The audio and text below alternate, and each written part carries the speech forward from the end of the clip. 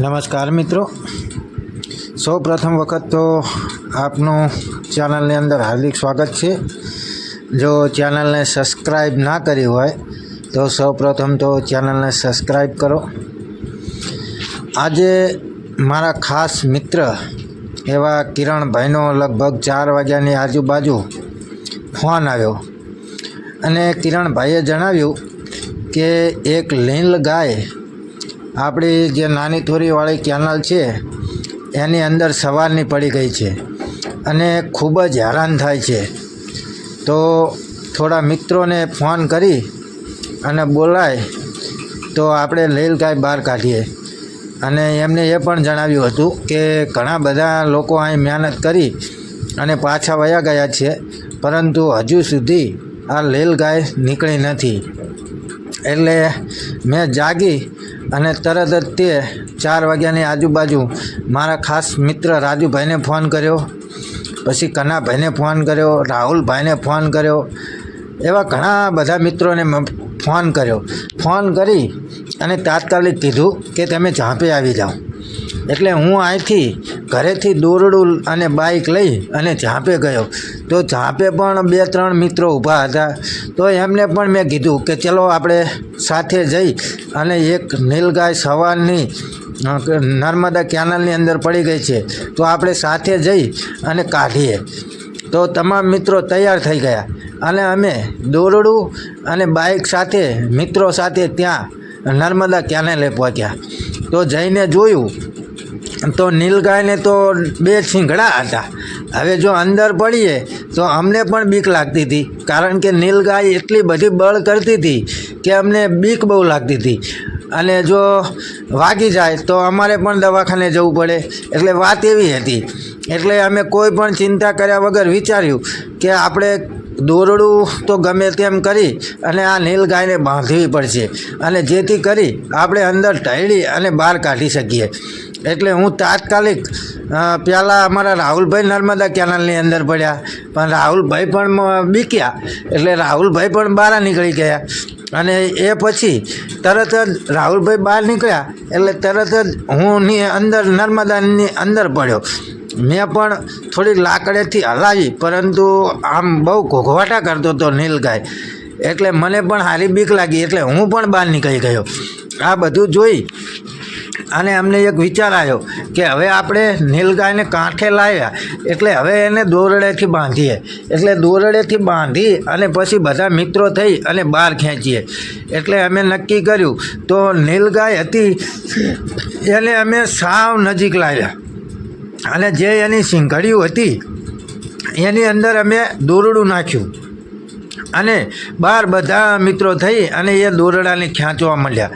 પરંતુ નીલગાય એટલી બધી તાકાતવાળી હતી કે અમે 2 વડું દોરડું કર્યું હતું, છતાં પણ એક દોરડું એને તોડી નાખ્યું। એટલે ફરી વખત અમે મહેનત કરી અને ફરી વખત બીજા વડ દોરડું માટે તૈયારી કરી।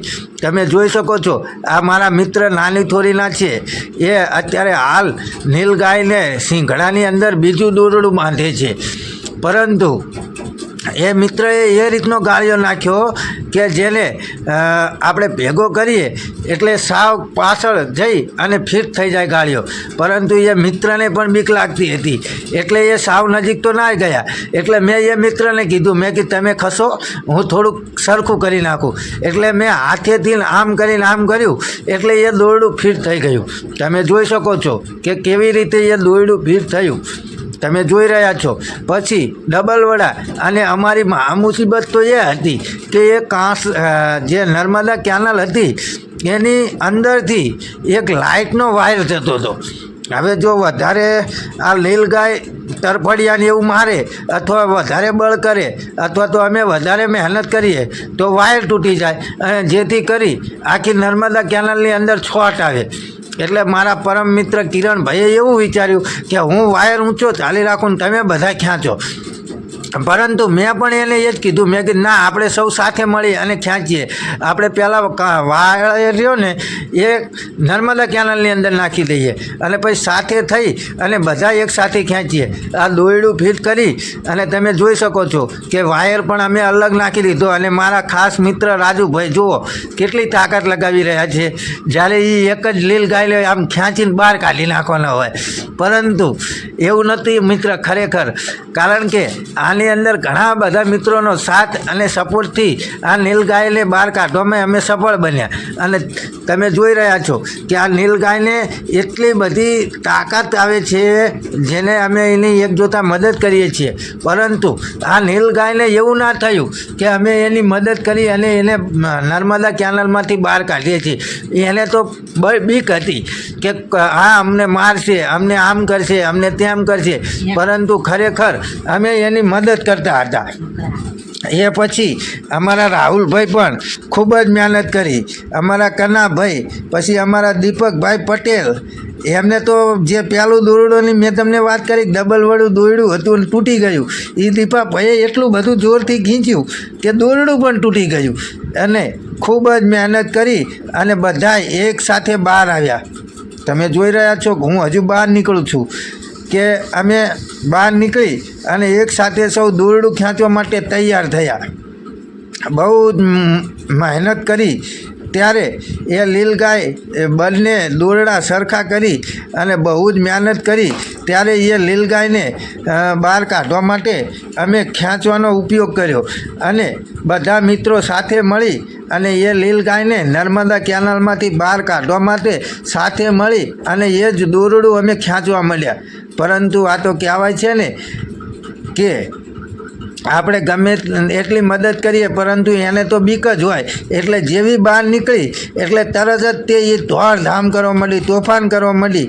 એટલે મારા મિત્ર રાહુલભાઈએ તરત દોરડું હતું તે લીમડા સાથે બાંધી દીધું, લીમડા સાથે બાંધ્યું. પરંતુ એની એટલી તાકાત કરી કે દોરડું પણ અડધું તોડી અને દોરડું પણ આ લીલગાય લઈને સાથે નાસી ગઈ.